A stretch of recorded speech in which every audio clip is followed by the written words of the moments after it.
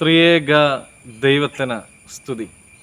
എല്ലാവർക്കും ഹെർമിറ്റ്സ് ടോക്സിലേക്ക് സ്വാഗതം. ഇന്നത്തെ പ്രഭാത ചിന്തയ്ക്കായി തിരഞ്ഞെടുത്തിരിക്കുന്നതായ വേദഭാഗം 2 കൊരിന്ത്യർ 5-ാം അധ്യായം 10-ാമത്തെ തിരുവചനമാണ്. അവനവൻ ശരീരത്തിലിരിക്കുമ്പോൾ ചെയ്തത് നല്ലതാകിലും തീയതാകിലും അതിന് തക്കവണ്ണം പ്രാപിക്കേണ്ടതിന് നാം എല്ലാവരും ക്രിസ്തുവിൻ്റെ ന്യായാസനത്തിൻ്റെ മുമ്പാകെ വെളിപ്പെടേണ്ടതാകുന്നു.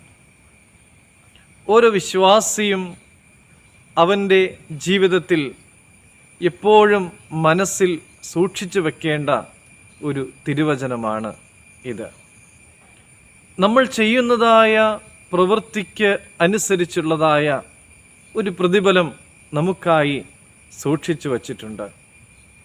നമ്മൾ ചെയ്യുന്നത് നന്മയാണെങ്കിലും തിന്മയാണെങ്കിലും അതിന് തക്കവണ്ണം പ്രാപിക്കേണ്ടതിന് നമ്മെ ന്യായം വിധിക്കുന്നതായ ഒരു ദിവസമുണ്ട്. ദൈവം തൻ്റെ ദാസരുടെ പ്രവൃത്തികളെ ന്യായം വിധിക്കുന്നതായ ആ ദിവസത്തെക്കുറിച്ച് പൗലോസ് അപ്പോസ്തലൻ പറയുന്നത് അത് തീ കൊണ്ട് ശോധന ചെയ്യുന്ന ഒന്നായിരിക്കും എന്നാണ്. നമ്മുടെ പ്രവൃത്തികളുടെ യോഗ്യതയാണ് ദൈവം നോക്കുന്നത്.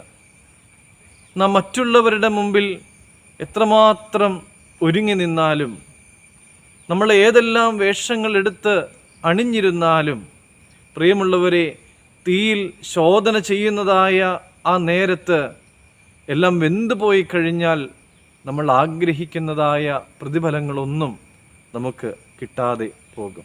മറ്റുള്ളവരെ പറ്റിച്ചും വഞ്ചിച്ചും നമ്മുടെ സാമ്രാജ്യം എത്രമാത്രം വലുതാക്കിയാലും തീയിൽ ശോധന ചെയ്യുന്നതായ ആ നേരത്ത് വെന്തുപോകുവാനായിട്ട് ഇടയാകും. പ്രിയമുള്ളവരെ, അതുകൊണ്ട് സൂക്ഷ്മതയോടും ഭയത്തോടും കൂടെ ആയിരിക്കുവാൻ ദൈവമക്കളായി നമുക്ക് സാധിക്കണം. ഇന്ന് പ്രഭാതത്തിൽ നമുക്ക് പ്രാർത്ഥിക്കുവാനായിട്ട് സാധിക്കണം. ദൈവമേ, എല്ലാ കാര്യങ്ങളിലും സത്യസന്ധതയോടും വിശ്വസ്തയോടും കൂടെ ആയിരിക്കുവാനായിട്ട് എന്നെ യോഗ്യനാക്കണമേ.